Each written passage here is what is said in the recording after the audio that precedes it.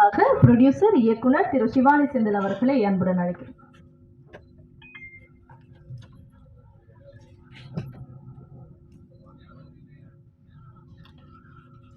அனைவருக்கும் இனிய மாலை வணக்கங்கள். இந்த கட்ஸ் திரைப்பட குழு மற்றும் இந்த சிறப்பு விருந்தினர்கள், அப்புறம் இங்கே உட்கார்ந்துருக்க இந்த அரங்கத்தை அலங்கரிக்கும் என் பத்திரிகை நண்பர்கள் எல்லாருக்கும் மீண்டும் ஒரு வணக்கம். இந்த படத்தோட தயாரிப்பாளர், டைரக்டர் மற்றும் நடிகர் அவர் என்னோட நண்பர் ரங்கராஜ். அவருக்கு சினிமா மேலே பயங்கரமான ஒரு ஆசை, அளவு கடந்த ஆசைன்னு சொல்லலாம்.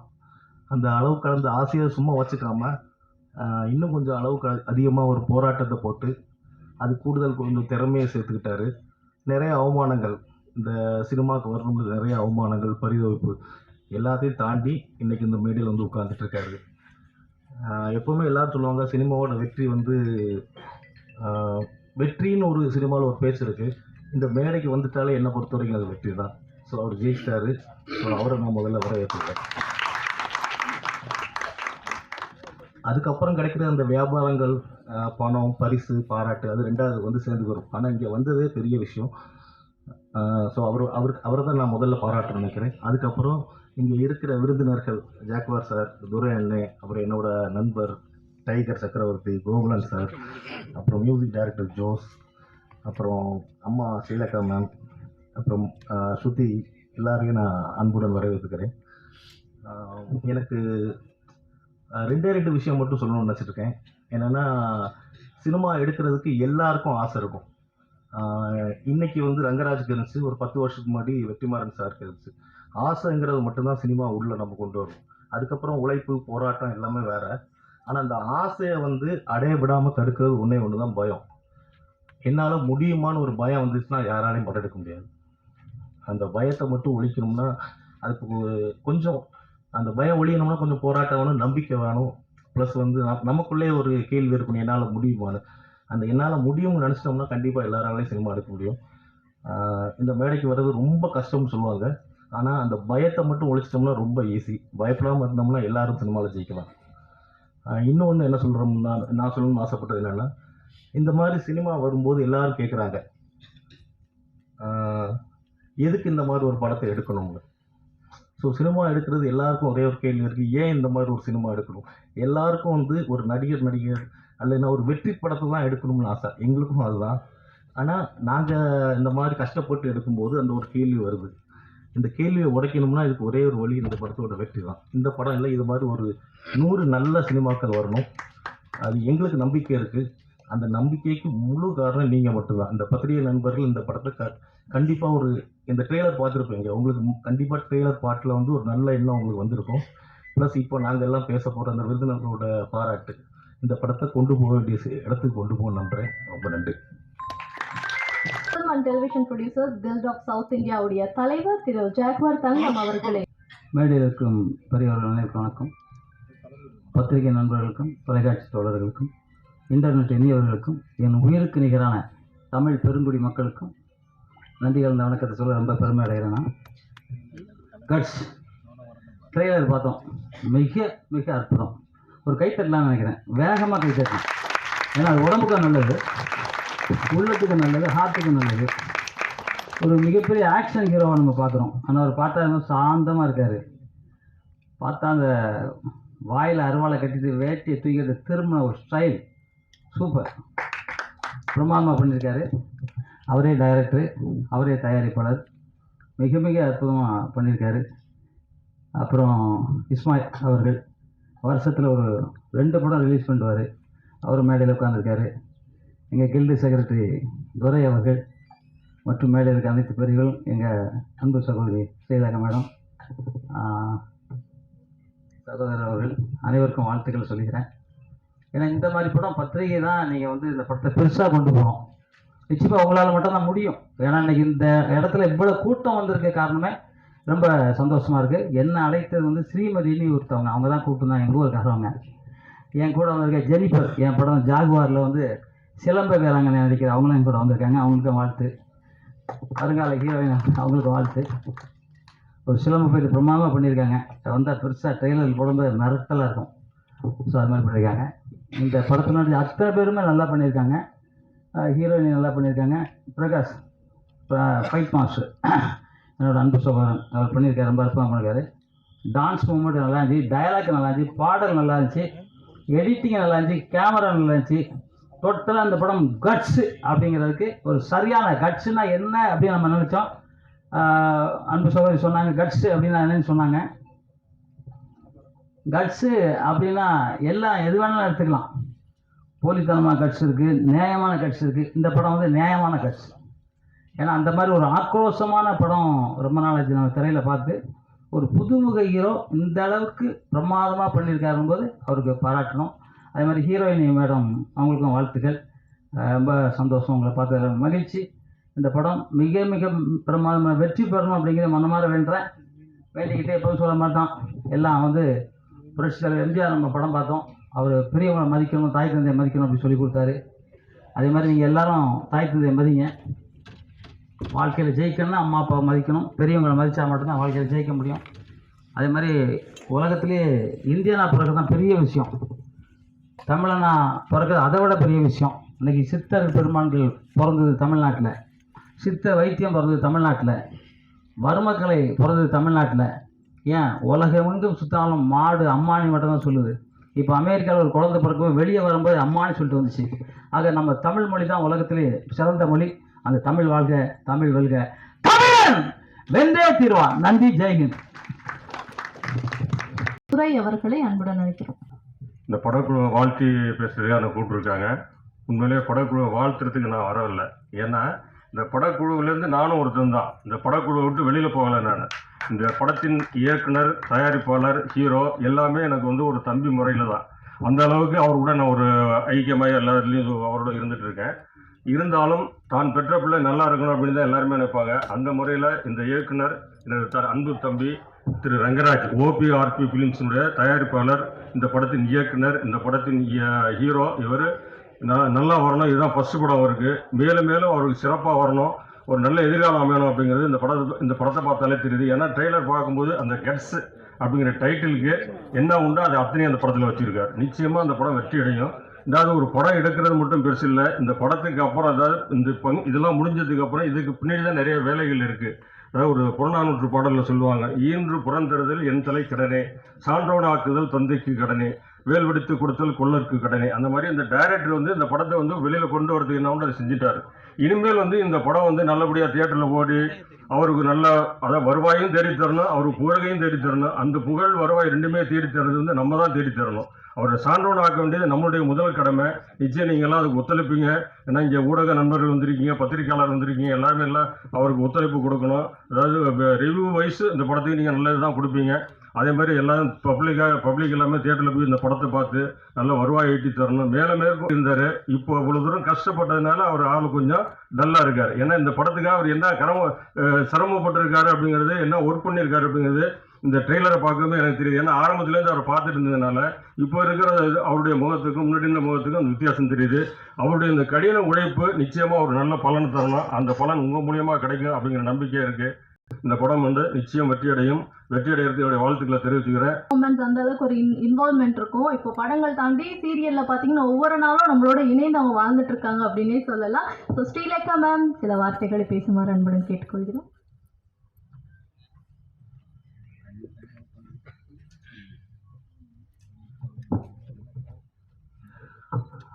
வணக்கம். மேடையில் அமர்ந்திருக்கவர்களுக்கும் பத்திரிகை சகோதர சகோதரிகளுக்கும் என்னுடைய வணக்கத்தை தெரிவிச்சுக்கிறேன்.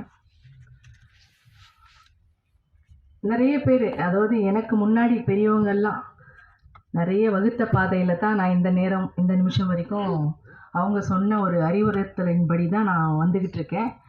அதனால் அவங்க எனக்கு சொல்லி கொடுத்தது வந்து, இப்போ சகோதரி சொன்னாங்க எந்த கேரக்டராக இருந்தாலும் அந்த கேரக்டரில் இருக்கேன்னு, அவங்க சொல்லி கொடுத்தது தான். அதை மைண்டில் இன்னமும் வச்சுக்கிட்டு அது என்ன ரோல் பண்ணாலும் அந்த மாதிரி வாழணுன்றது என்னுடைய மைண்டில் இருக்குது.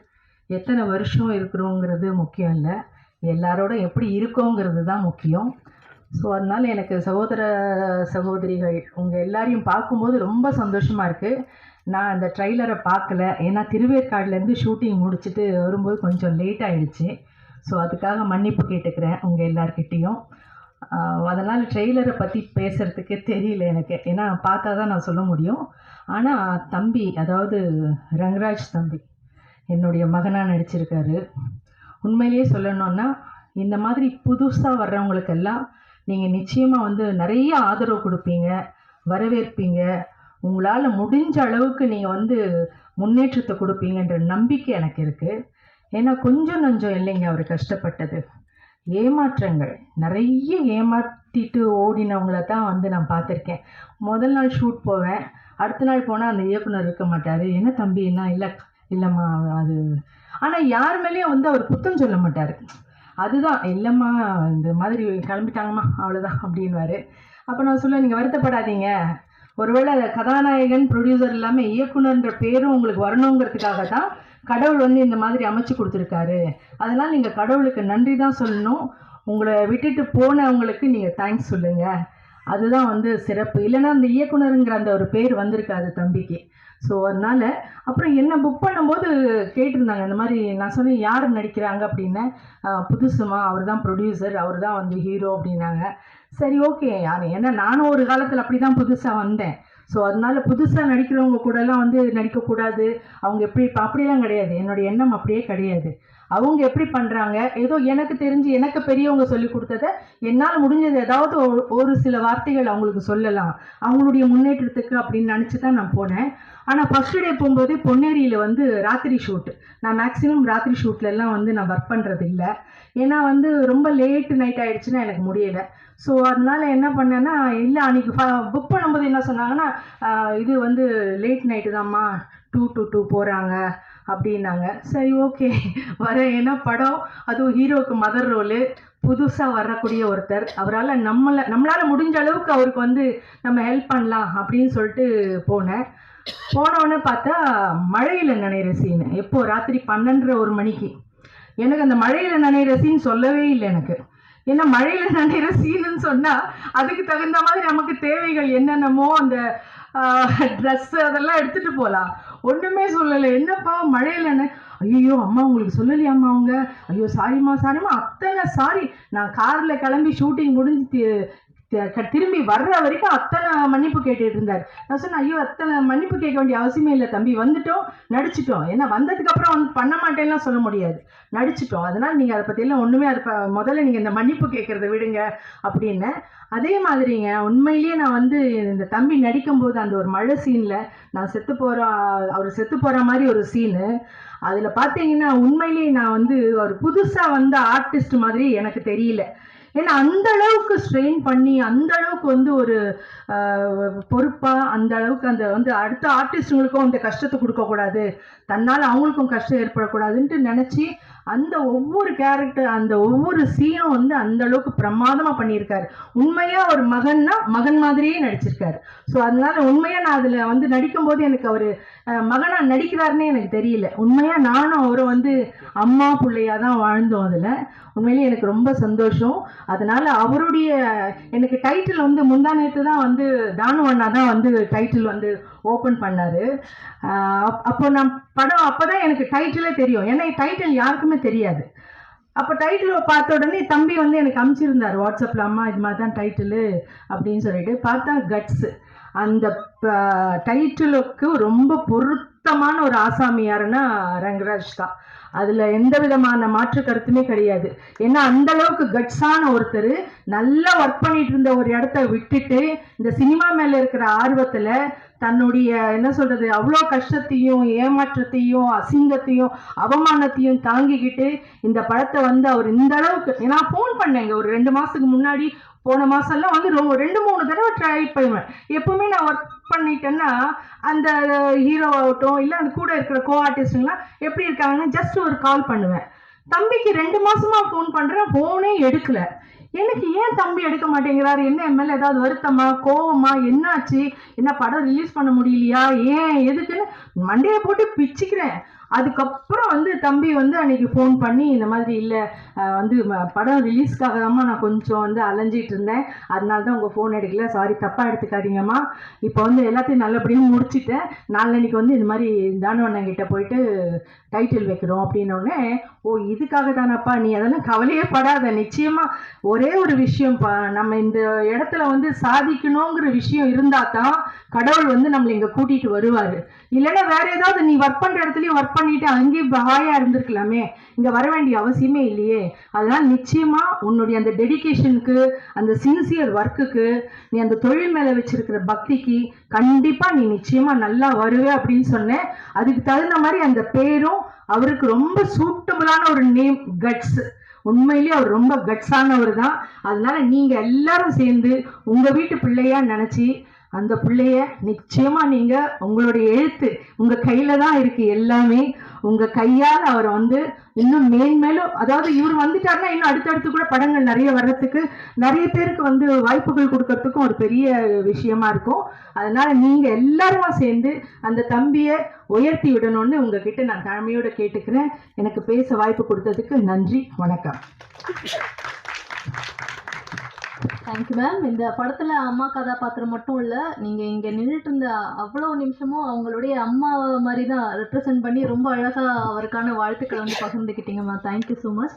அடுத்ததாக படக்குழுவினரை வாழ்த்து பேசுவதற்காக டைரக்டர் அண்ட் ப்ரொடியூசர் திரு இஸ்மாயில் அவர்களை அன்புடன் அழைக்கிறோம்.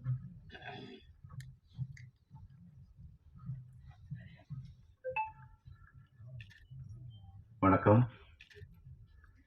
இந்த விழாவில் கலந்து கொள்வதற்காக இங்கே வந்திருக்கக்கூடிய ஆண்டோர்களே, சான்றோர்களே, அதை காட்டிலும் இந்த படத்திற்கு இங்கே இருக்கவங்களை விட அங்கே இருக்கக்கூடிய விஐபிகளை ஏன் சொன்னால், இங்கே இருக்கவங்க வாழ்த்துவோம் போயிடுவோம், இதை எங்கே கொண்டு சேர்க்கணும் அப்படிங்கிறது உங்கள் கையில் இருக்குது. சின்ன படங்கள் எல்லாத்துக்கும் எப்போதும் ஹெல்ப் பண்ணக்கூடியவங்க நீங்கள். அதனால் பத்திரிகை நண்பர்கள் இந்த படத்தை முதல் வெற்றி படமாக்குவதற்காக வேண்டி உங்களுடைய அனைத்து சப்போர்ட்டையும் செய்யணும்னு ஃபஸ்ட்டு கேட்டுக்கிறேன். ட்ரெய்லரு சாங்கு பார்த்தோம், ரொம்ப நல்லா இருக்குது, அற்புதமாக இருந்துச்சு. கட்ஸு, சினிமா எடுக்கக்கூடிய எல்லாவனுக்குமே கட்ஸ் இருந்தால் மட்டும்தான் சினிமாவுக்கு வருவான். சாதாரணமாக பணம் இருந்தவங்களாம் சினிமா எடுக்க முடியுமா? முடியாது. கட்ஸ் இருக்கவன் தான் சினிமா எடுக்க முடியும். அம்மா சொல்லிட்டாங்க அவருடைய எவ்வளோ பெரிய கட்ஸ் உள்ள ஆள் அப்படின்னு. அதை விட ஒரு மூத்த நடிகர்கள் தன்னுடன் நடித்த நடிகரை பாராட்டுவது அதை விட சிறப்பு வேறொன்றும் இல்லை. நல்லா நடிச்சிருக்காரு அப்படின்னு நம்ம ஸ்க்ரீனில் பார்த்தோம், அதை விட அம்மா பாராட்டினது ரொம்ப சந்தோஷமான விஷயம். ஏன்னு சொன்னால், பழம்பெரும் நடிகர்கள் நடிகைகள் நம்மளை பாராட்டுவது என்பது சாதாரண விஷயம் அல்ல. ஏன்னா அவங்க ரொம்ப பேரை பார்த்து ரொம்ப பேர் கூட நடித்து அப்படி வந்தவங்க. அப்படிப்பட்டவங்க பாராட்டியிருக்காங்க. நண்பருக்கு என்னுடைய முதல் வாழ்த்துக்கள். இந்த படம் கண்டிப்பாக இப்போ எப்படி பிரஸ்காரங்க எல்லாரும் வந்திருக்கோமோ அதே மாதிரிக்கு ஒரு வெற்றி விழாவிலையும் நம்ம கண்டிப்பாக போடணும். ஏன் அப்படின்னு சொன்னால், ஒரு முதல்ல ஒரு தயாரிப்பாளர் வர்றாரு அப்படின்னு சொன்னால், சின்ன படம் பெரிய படம் அப்படிங்கிறத ஃபஸ்ட்டு விட்டுருங்க. எல்லாமே படம், எல்லாமே படம். பணம் எப்படியோ அதே போல் தான் படமும். பணத்தில் 100 ரூபா இருக்கும், 500 ரூபா இருக்கும், 1000 ரூபா இருக்கும். அது மாதிரி செலவு செய்த பொறுத்து படங்கள் வேறுபடலாம். ஆனால் படம் படம் தான். என்ன கதை தேவைப்படுதோ, இந்த கதைக்கு என்ன தேவைப்படுதோ, அவங்கள்ட்ட என்ன காசு இருக்கோ அதுக்கு தகுந்த மாதிரி படம் எடுத்திருப்போம், அவ்வளோதான். ஆனால் இந்த பெரிய படத்தை காட்டிலும் சின்ன படங்கள் வெற்றி பெறுகின்ற போது அந்த தயாரிப்பாளர் அடுத்தடுத்து படம் எடுக்கிறதுக்கு வாய்ப்புகள் வந்துடுது. பட்ஜெட் படம் பெரிய படம்லாம் கிடையாது. ஓடிச்சுன்னா பெரிய படம், பெரிய பட்ஜெட் படமே ஓடலைன்னா அது சின்ன படம். இன்னொரு விஷயம், இங்கே டிஸ்ட்ரிபியூட்டருக்கு எல்லாருமே இருக்கீங்க. முதல் காலை ஷோ இந்த 9 மணிக்கு இந்த படங்களை கொடுக்கறது கொஞ்சம் உஷாராக பாருங்க. 12, 1 மணி ஷோவில் ஸ்க்ரீனிங் கொடுங்க. ரெண்டாவது 10 டிக்கெட்டு 10 டிக்கெட் எடுத்தாலே இப்போ தேட்டருங்களில் வந்து இந்த படத்தை போட மாட்டேன்றாங்க. அதை கொஞ்சம் கண்டினியூ பண்ணுங்கள். என்னமே வந்து ஒரு 3 நாளாவது ஒரு 10-15 டிக்கெட் எடுத்தால் கூட தேட்டரில் இருக்கணும். அப்படி இருந்தால் தான் ஒரு படம் நல்ல படமாக கெட்ட படமான ஆடியன்ஸுக்கு ரீச் ஆகும். அது வந்து இந்த டிஸ்ட்ரிபியூட்டருங்க, நம்ம ஆளுங்க சங்கத்தில் இருக்கிற எல்லாருமே டிஸ்ட்ரிபியூட்டருங்க தான், வர உள்பட நீங்கள் அதை பார்த்துக்கணும். அது மட்டும் பார்த்தீங்கன்னா ஒரு 3 நாள் நின்னா கூட போயிடும். ஜமா படம் காலை ஷோ சென்னையில் ஒரு தேட்டரில் 13 டிக்கெட் எடுத்து கூட அந்த படம் ரன் பண்ண மாட்டேன்ட்டாங்க. நாங்கள் எவ்வளோ சொல்கிறோம், அது நல்ல படங்க, கூட வேணா ஒரு 5 டிக்கெட் எடுக்கிறோன்னு கடைசி வரைக்கும் ஒத்துக்கவே இல்லை. அப்புறம் அந்த படம் நல்லா போச்சு. அதனால தான் கிட்ட சொல்கிறேன். நன்றி, வணக்கம். டேரக்டர் நீ கண்டிப்பாக போய் பார்க்கணும். தேட்டரில் நல்ல ரிவ்யூ எழுதுங்க. அவருக்கு என்னுடைய வாழ்த்துக்கள். இந்த மேடை நான் வேற விதத்துக்காக பயன்படுத்த நினைக்கிறேன். இன்னைக்கு வந்து தயாரிப்பு சங்கம் மூலமா ஒரு அமைப்பு ஆரம்பிச்சு அதுக்கு என்னுடைய வாழ்த்துக்களை தெரிவிச்சுக்கிறேன். அதை தாண்டி இன்னும் பல ஆயிரம் அதாவது தொழிலாளிகள் அங்க இருக்காங்க பெப்சி யூனியன்ல. அவங்களுக்கெல்லாம் வாழ்வாதாரம் போயிடும். என்ன அப்படின்னு பாத்தீங்கன்னா, தயாரிப்பு சங்கத்தில் யாரெல்லாம் உறுப்பினர் ஆகிறோ அவங்களுக்கு மட்டும்தான் அந்த வாழ்வாதாரம் இருக்கும். கிட்டத்தட்ட 50 ஆண்டு காலம் ஒரு பழமை சங்கம் அது. தமிழர் முதல் அவர்களுக்கும் இந்த சினிமாவில் தான் வந்திருக்காங்க. அவங்கள்ட்டும் சரி, தமிழக துணை முதல் அவங்க சினிமாவில் தான் வந்திருக்காங்க. இந்த தொழிலாளர்கள், அதாவது தொழிலாளி இல்லைன்னா முதலாளியே இல்லை. நம்ம பழைய படத்தெல்லாம் பார்த்துருப்போம். ஒரு பண்ணையார் ஒருத்தர் நின்று இருப்பாரு, இந்த பக்கம் ஒரு 10 பேர் உட்காந்துட்டு இருப்பாங்க, ஒருத்தர் கீழே உட்காந்து இருப்பாங்க. அங்கிருந்து ஒருத்தர் நடந்து வந்துட்டே இருப்பாரு. என்ன விஷயம்னு கேட்பாரு. இல்ல தம்பி, 10 ரூபா கூலி கேட்டோம், அதனால என்ன அடிச்சுட்டாங்க அப்படிம்பாங்க. உன இந்த பக்கம் பண்ணையார் என்ன சொல்லுவான் அப்படின்னா, கூலிக்கார பயில்க, இவனுக்கு யாரா 10 ரூபா கூலி கேட்கணும் அப்படின்னு ஒரு வசனம் இருக்கும்.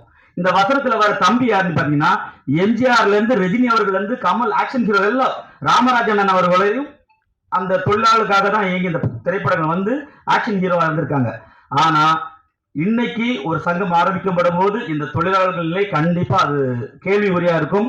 தமிழக அரசு இதுக்கு பிரச்சனையை தீர்வு காணணும். அது மட்டும் இல்லாம இந்த தொழிலாளர்களுக்கு ஏதாவது ஒரு நல உதவியை அந்த பிரச்சனை தீர்வு. ஏன்னா நீங்க வந்து பாருங்க, ஒரு ரஜினிகாந்த் அவர்களின் படம் வருதுன்னா ரசிகர்கள் முக்கியமா சந்தோஷப்பட மாட்டான். அந்த யூனியன்ல இருக்கிற பெப்சி யூனியன்ல இருக்கிறவங்க சந்தோஷப்படுறாங்க. என்ன காரணம் அப்படின்னா, 50 நாள் 100 நாள் அந்த வேலை இருக்கும். இப்ப விஜய் அவர்கள் வந்து நடிக்கிறதை விட்டுக்கிட்டு அரசியலுக்கு போயிட்டாங்க. அதனால எவ்வளவு அந்த சங்கத்தை நம்பி இருக்கிற தொழிலாளர்கள் நிறைய பாதிக்கிறாங்க. தயவு செய்து இதை நீங்க தமிழக முதல்வருக்கு எடுத்துக்கொண்டு அந்த தொழிலாளர்களுக்காக ஒரு கொஞ்சம் குரல் கொடுக்கணும். மேலும் வந்து அம்மா அவர்கள் சொன்னாங்க புதியவர்கள் தான் வரணும் அப்படிங்கிறதுக்காக. நாங்களும் தான் காலம் கட்ட, அதாவது ஒரு பழமொழி சொன்னாங்க, கிழவன் எப்ப சாவான் தின்ன காலியாகும். நீ இளைஞர், நாங்க இளைஞரோட பட்டாளமே இருக்கு. ஒரு கனவு கோட்டையை கட்டிக்கிட்டு இளைஞர்கள் இருக்கும். ஒவ்வொரு சங்கங்களும் சரி, ஒவ்வொரு தலைமுறையும் சரி. பாருங்களேன், பாகவதர்னு ஒரு நடிகன் இருந்தாரு, அவர் இடம் விட்டு எம்ஜிஆர் வந்தாரு. எம்ஜிஆர் ஒரு நடிகன் இருந்தாரு, அவர் இடம் விட்டு வந்து ரஜினி வந்தாரு. இப்ப இடங்கள் விடவே இல்லை. நிறைய இளைஞர்கள் தங்களோட திறமையை வச்சு இந்த சினிமால வந்து ஜெயிக்கணும்ட்டு வராங்க. அவங்க வழி விடுங்க. அது நடிக்கிறதுக்கு மட்டும் இல்ல, ஒளிப்பதிவு, இசையமைப்பாளர், எல்லா விஷயத்தையும் சங்கங்கள் இப்ப நிறைய சங்கங்கள் பிரச்சனையிலே ஓடிட்டு இருக்கு. ஒரு காலகட்டத்துக்கு அதாவது ஆட்சிங்கிறது வந்து ஒரு 5 வருஷம் 10 வருஷம் இருக்கலாம். 30 வருஷமா ஒருத்தரையே ஆட்சி அதிகம் பண்ற மாதிரி இந்த சங்கங்களை தயவு செய்து முதியோர்கள் தயவுசெய்து நான் உங்களுக்கு கெஞ்சி கேட்டா, உங்களால் ஒரு 10 வருஷம் இருந்துட்டீங்க, அதை வழிவிட்டு இளைஞர்களுக்கு கண்டிப்பா அதை செய்யணும். அப்பதான் இளம் தலைமுறைகள் வந்து நல்ல படங்கள் கொடுப்பாங்க. ஒரு இளைஞர் லோகேஷ் கனகராஜ் நல்ல படம் கொடுத்ததுனால தான் உடனே கூப்பிட்டு ரஜினிகாந்த் அவர்கள் அடுத்த படம் கொடுக்குறாங்க.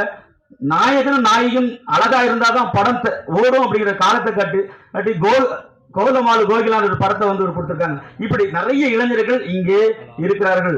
அவர்கள் வெளியே வராம இருக்கிறது கார்பரேட். அதுக்காக உதாரணத்தை சொல்லிட்டாங்க விடைகிறேன். இந்த மேடை நிறைய ஒரு பணத்தை கட்ட அடுக்கி ஒரே மனத்துல என்ன அந்த பணம் அவனுக்குன்னு சொல்லுவாங்க. ஒரு மனத்துல என்னணும், பல இளைஞர்கள் ஓடோடி வருவாங்க. அதை என் பணம் என்னத்துக்குது, கடைசியில் எப்படியாவது ஒருத்தன் அது பிறந்திருப்பான், என்னது பிடிப்பான். கடைசி 10 நொடி இருக்கும், ஏன்னா 3 தாள் இருக்கும், அதை என்னமோ மணி அடிச்சிருவாங்க. அதான் கார்பரேட். இங்க ஒவ்வொரு இளைஞரும் இந்த கனவு கோட்டையை நோக்கி நகர்த்து வருகிறான். அந்த நகர்வை தடுப்பது யார்? ஒவ்வொரு சங்கங்களும். சங்கம்னா என்ன? ஒரு கூட்டு முயற்சி. ஒருத்தருக்கு பிரச்சனை, 10 ஆட்டோக்காரங்க உட்கார்ந்து இருப்பான், அவன் ஒரு பிரச்சனை மாப்பிள்ள அடிச்சாட கூப்பிட்டு பிரச்சனையை சால்வ் பண்ண சங்கம். ஆனா இன்னைக்கு 2-3 ஆண்டுகளாக பல சங்கங்கள் கேள்விக்குரிய காரணம், அவங்களும் கார்பரேட் மாதிரி அங்கேயே உட்கார்ந்துக்கிறாங்க. நாங்களும் இயங்குகிறோம். கிழவன் எப்ப சாக வேண்டாம், விலகிக் கொள்ளுங்கள். இது புரிந்தவர்களுக்கு புரியட்டும். தர்மம் ஜெயிக்கும். ஜெய்ஹிந்த். இப்ப பேசுறவர் சொன்னாரு, திண்ணை எப்போ காலியாகும், அண்ணன் எப்போ சாவான் அப்படின்னு.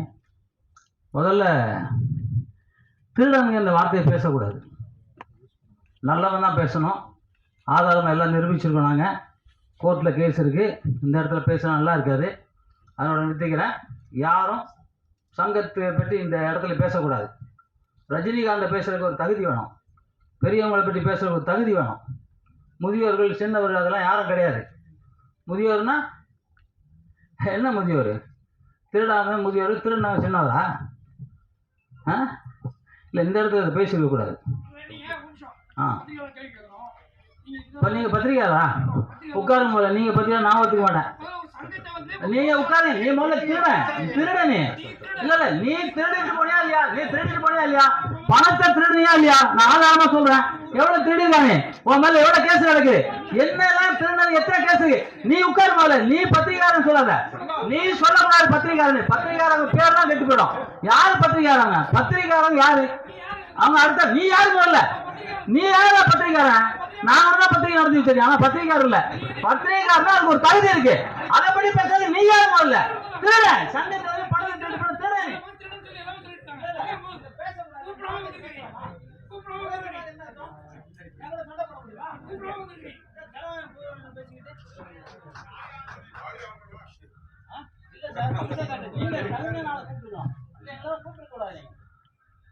சினிமாக்காரே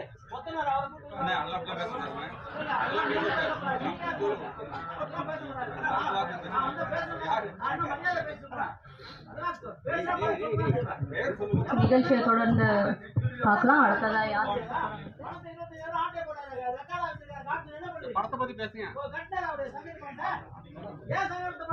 அடுத்ததாக கட்ஸ் திரைப்படத்தை பற்றி வாழ்த்தி பேசுவதற்காக கில்ட் உறுப்பினர் திரு சங்கர் அவர்களை மேடைக்கு வருமாறு அன்புடன் அழைக்கிறோம்.